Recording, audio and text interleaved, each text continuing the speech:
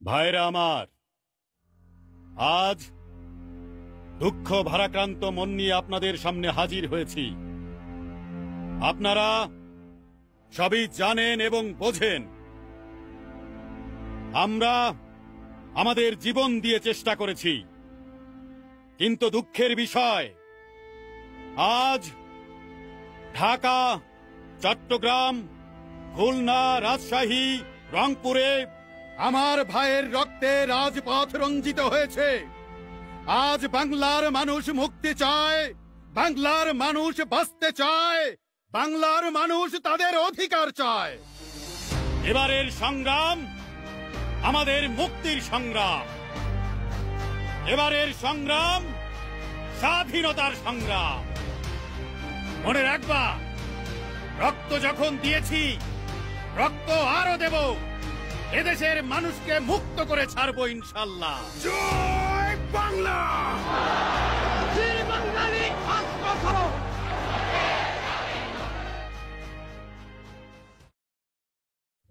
অবস্থা খুব একটা সুবিধার মনে হচ্ছে না।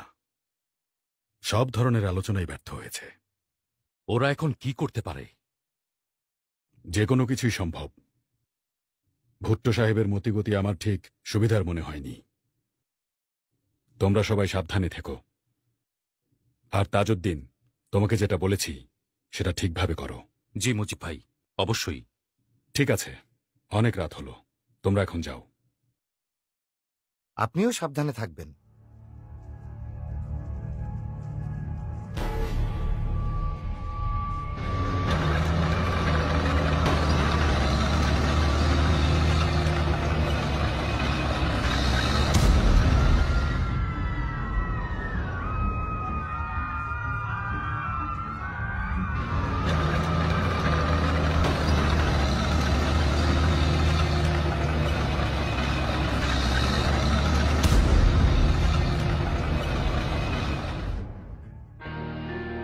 This may be my last message.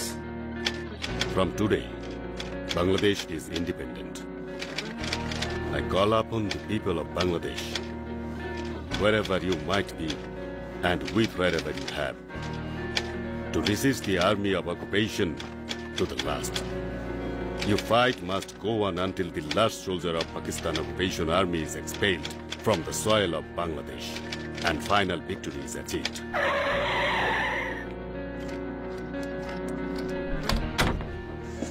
Mujib, बाहर आ जाओ।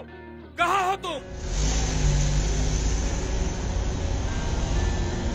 Operation big bird successful sir.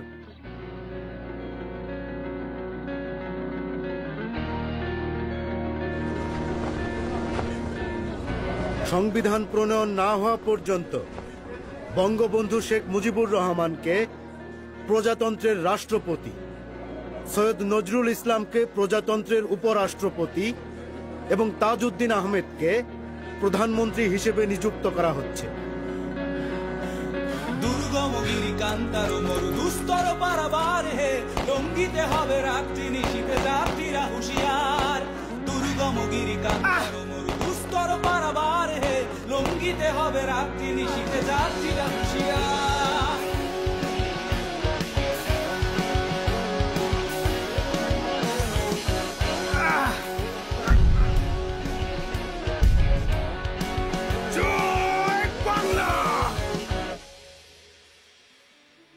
Rasel, যেও না, চুপচাপ এখানে বসো। আর কতদিন যে এখানে বন্দি থাকতে হবে কে জানে।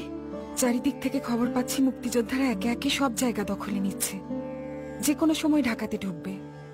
মেলা দিন হয়েছে খোলা আকাশের নিচে যাই না। আমার জামাল, কামাল আর মনির আছে কই আছে কে জানে। তোর আব্বার কি খবর সেটাও তো জানতে পারতেছি না। আমার মন বলছে আব্বা ঠিক ফিরে আসবেন। তুমি দেখো মা।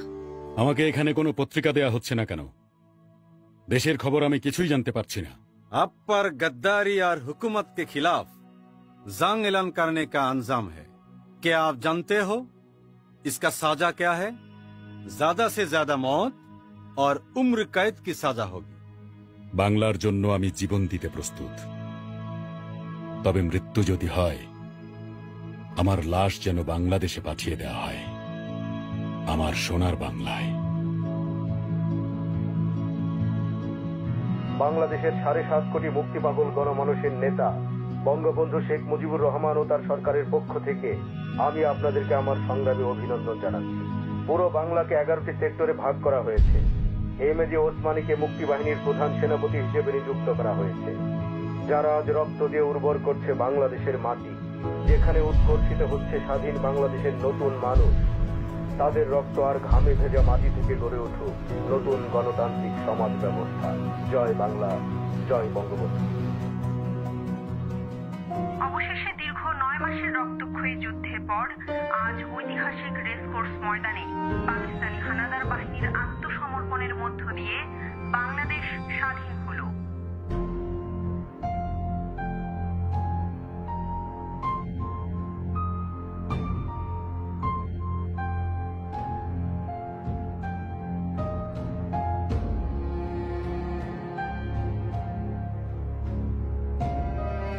আমার বাংলাদেশ আজ স্বাধীন হয়েছে, আমার জীবনের স্বাদ আজ পূর্ণ হয়েছে, আমার বাংলার মানুষ আজ মুক্ত হয়েছে।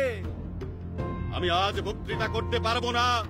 বাংলার ছেলেরা, বাংলার মায়েরা, বাংলার কৃষক, বাংলার শ্রমিক, বাংলার বুদ্ধিজীবী যেভাবে সংগ্রাম করেছে।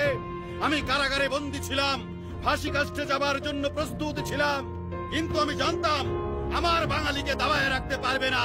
আমার বাংলাদেশ আজ স্বাধীন হয়েছে। আজ শতকরা আমার খবর হয়েছে প্রায় 30 লক্ষ লোককে মেরে ফেলে দেওয়া হয়েছে বাংলার। দ্বিতীয় মহাযুদ্ধেও এবং প্রথম মহাযুদ্ধেও এত লোক, এত সাধারণ নাগরিক মৃত্যুবরণ করে নাই, শহীদ হয় নাই, যা আমার এই 7 কোটি বাংলাদেশে হয়েছে। আমি জানতাম না আপনাদের কাছে আমি ফিরে আসবো। আমি খালি একটা কথা বলেছিলাম, তোমরা যদি আমাকে মেরে ফেলে দাও আমার আপত্তি নাই, মৃত্যুর পরে আমার লাশটা আমার বাংলাদেশের কাছে দিয়ে দিও, এই একটা অনুরোধ।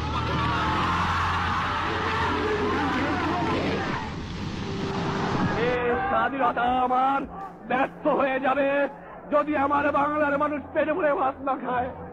এই স্বাধীনতা আমার পূর্ণ হবে না যদি বাংলার মা বোনেরা কাপড় না পায়। এই স্বাধীনতা আমার পূর্ণ হবে